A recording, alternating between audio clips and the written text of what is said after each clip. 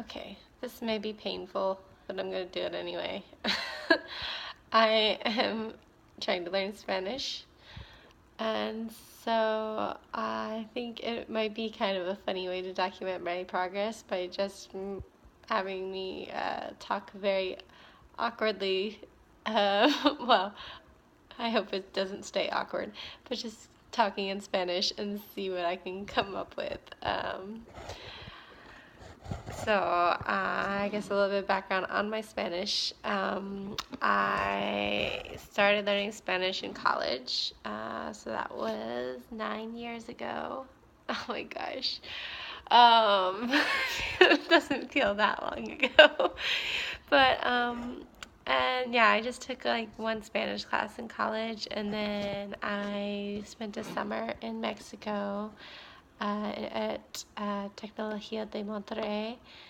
And when I was there, I took a Spanish class, and then I had a lot of friends who were bilingual, and so I mostly talked to them in English, but then as I would drink, I would start to talk in Spanish, so I got some practice that way. And then also while I was in college, I did a lot of traveling that was just short term. So I did like a week in Colombia, a week in Peru, a week in Costa Rica, a week in Nicaragua. I did. I've been to Mexico a few times, and then after I met my husband, we went to Chile, and we took our our oldest child. Our youngest child wasn't born yet.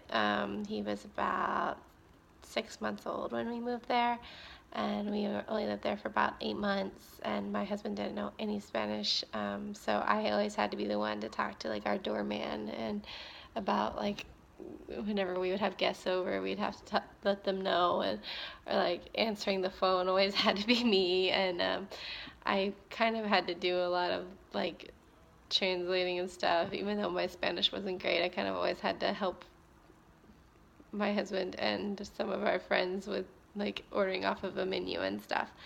And so now we've been in Puerto Rico for 2 months. Well, I almost went into Spanglish there. Dos meses.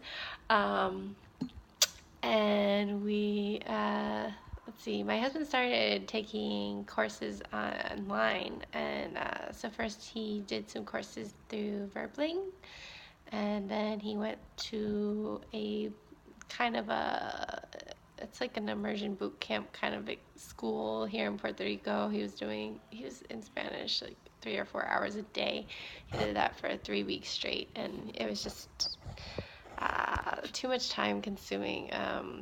We came here with our children and our jobs and buying a house and whole condo, but buying property, putting our Florida house up for rent. We were super busy, so we just couldn't commit that much time to it. So now we're both taking courses. Not really courses. We're both using Baselang. I can provide a referral link for that. Um, and it's a good thing for us because my husband's actually doing it 2 hours a day, whereas I'm doing it about half an hour to an hour a day. I'm not, well, I'm not doing it every single day. I guess I'm doing it like 4 to 5 days a week. But yeah, we just, we have a lot of stuff going on, but Baseling has been a good value for us because I think it's $129 a month. But if you consider the value of a one-on-one, like Skype conversation with a tutor, we're getting a pretty good value. If you think that is worth like $20 an hour, just do the math that way. So, if you're gonna use it, six more than 6 hours a month, then it's worth it, and so we're definitely doing more than that. So I have been on Baseline for about 2 weeks now, and I'm still on the topics of stuff that I've kind of already learned. It's kind of review for me. But I'm slowly moving through their curriculum. Actually, not slowly. I guess I'm moving pretty quickly through their curriculum. So I am in chapter 2 or section 2, and my husband is in section 3, although honestly I think my grammar and pronunciation is better than his. He's just been committing a lot more time to it than I have. So let's start this painful experiment. I'll just talk about myself in Spanish. Hola, mi nombre es Jessie.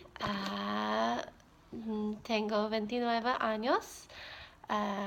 Tengo 2 hijos. Ellos tienen 7 años y casi 5 años. Él tenía un cumple el próximo mes. Soy programadora de software.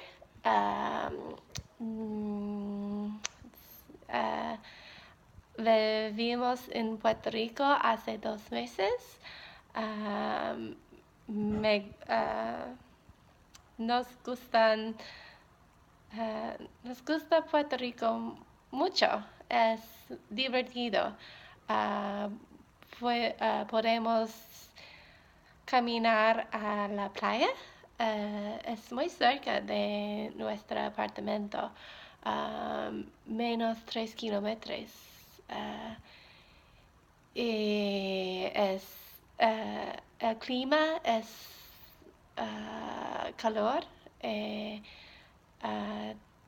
Hay mucho sol.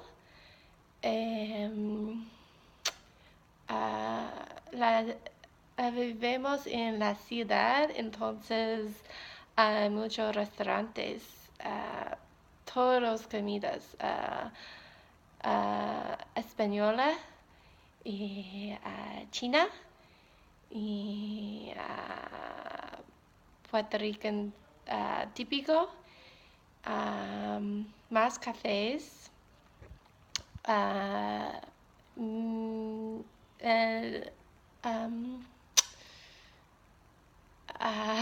Mi edificio tiene gimnasio y supermercado bajo de apartamentos. Es más fácil. Me gusta vivir en la ciudad. Me pregunto, ¿es segura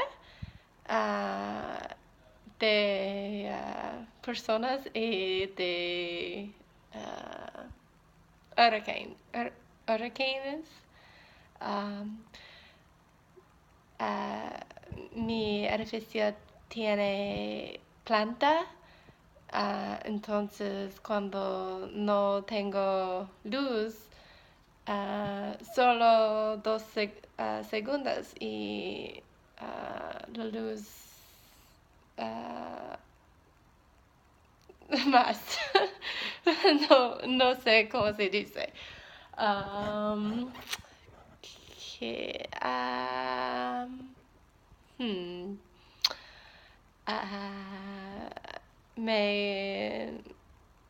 I guess I don't know what else to talk about. My hobbies. Hago cosas con crochet y un poquito jardinera.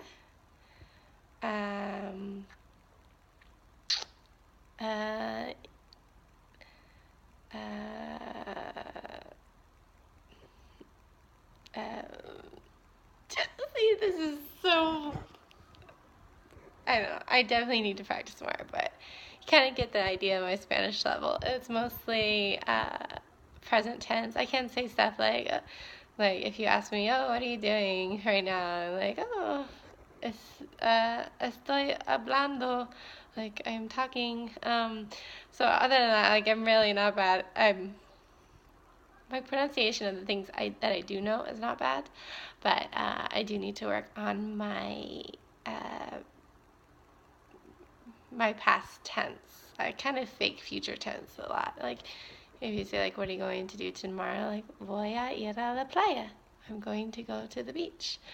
But okay, so hopefully I can give a update. I don't know how much time to wait to see if my Spanish improves. Let's give it about 2 weeks and see if I can demonstrate any improvement.